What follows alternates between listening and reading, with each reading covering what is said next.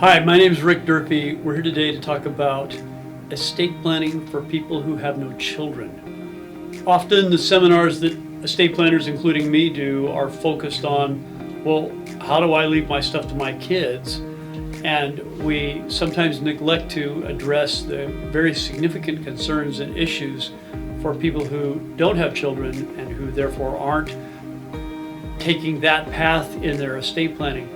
And there's some crucial things that everybody needs to consider and be aware of in this planning process.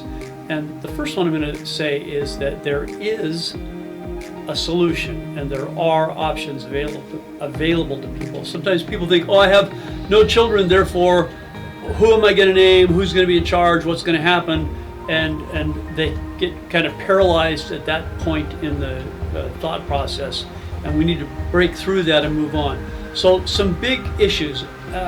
One is often people associate estate planning just with what's going to happen when I die.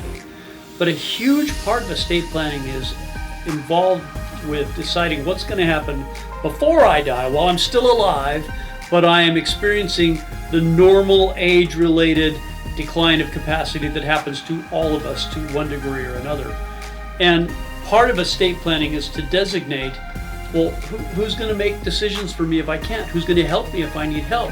Who's going to pay my bills? Who's going to talk to my doctors if I need help? Who's going to be my advocate, if nothing else?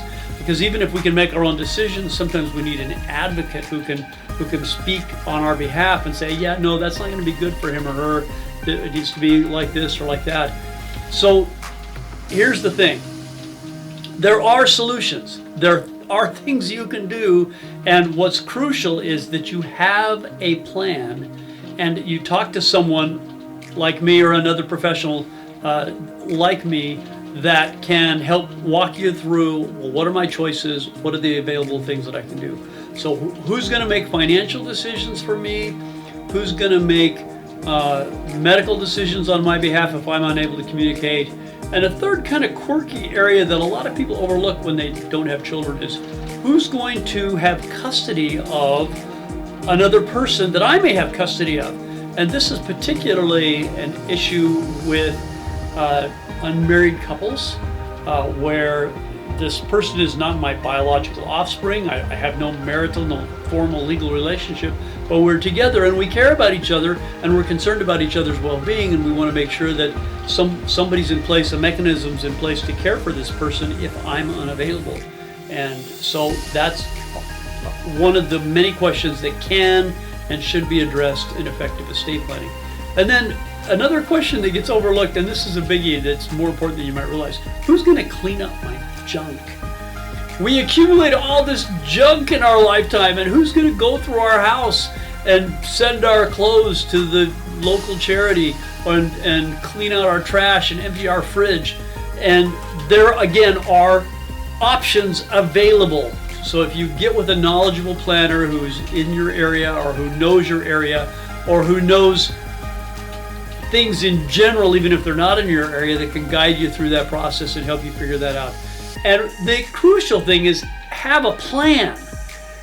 Select from the available options, have a plan, put it in place so that when that time comes, and that's a when question, not an if question, when that time comes, the plan that you have thought out in advance can be implemented without delay and without expense. And then of course, well, who's gonna inherit my wealth, whatever that is, whether it's a little or a lot. And often we see a couple of things happen. One is, well, I don't have children, but I have nieces and nephews, or I have cousins, or other family members that I love and that I care for, and I want to take care of them, which is great.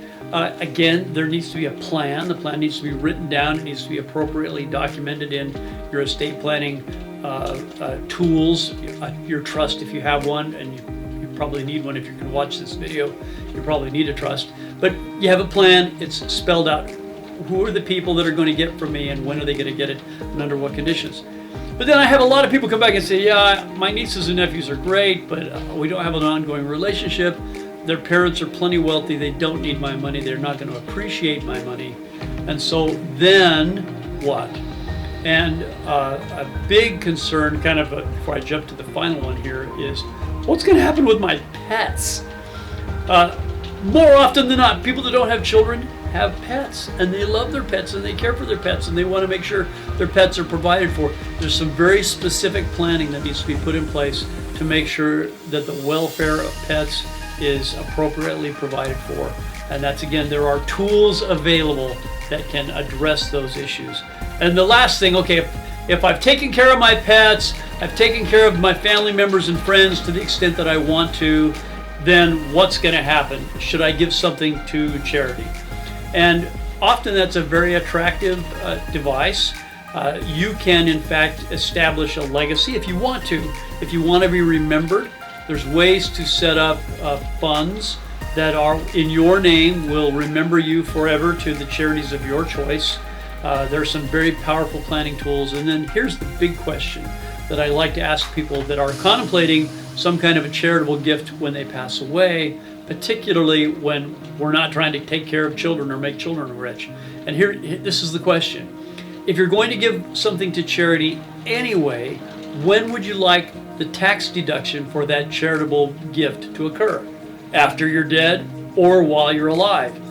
Often we can structure the tax benefits of that charitable gift so you realize them while you're alive instead of having this tax benefit happen after you're dead when you're not here to enjoy it or benefit from it. So we can time when the tax benefits from charitable giving occurs. And I guess then one final little tale on this end of this story here is I really encourage you to remember people you love and care for with a physical object. And I'm going to tell this story. And this is a story with somebody that has a son. But I had a client that I worked with for a number of years. We actually became very good friends. And in the final year of his life, in fact, we had lunch about every week for the final year of his life. And when he passed away, it was a big loss to me. And I'm not related to him. I was not a beneficiary in any way under his estate. But some months after he'd passed away, his son came to me and said, "Here is this book that my dad specifically wrote down that he wanted you to have." And it was a book that we had talked about. We discussed it. We discussed its social impact, its intellectual impact, its economic impact, and its effect on the world. It was a book that was very meaningful to the two of us, that we had talked about a lot. And the fact that he thought of me, he remembered me, and he gave me this physical object with a garage sale value of probably 25 cents at best. Not a high dollar or very extremely valuable item at all. It was inexpensive. But the meaning behind that was very powerful. So I encourage you, remember the people that you care about, that you've had a relationship with in your life, with a physical object, even if you're not giving them money. And candidly, sometimes the nieces and nephews even, they would appreciate an item like that, the tennis racket, the belt buckle, the collection. They appreciate that sometimes more than they would appreciate that little gift of a few $1,000s or whatever that they're going to go buy lunch with or buy a new shirt with, and then who can remember where that came from. So this is kind of a very brief and very fast overview. What do you do to plan your estate when you don't have children? And just remember, you're planning for what's going to happen to you before you die. You're planning for who the heck is going to clean up your junk. And you're planning for who's going to get your stuff, your money, your wealth, and you're timing those charitable gifts, presumably so that you can enjoy the benefit of those deductions instead of having them happen after you're dead. And you're remembering people that are close to you with an object. And that is one of the ways, even when we don't have children, we can do what my motto is: live well and leave a legacy. That's all for today. Thanks.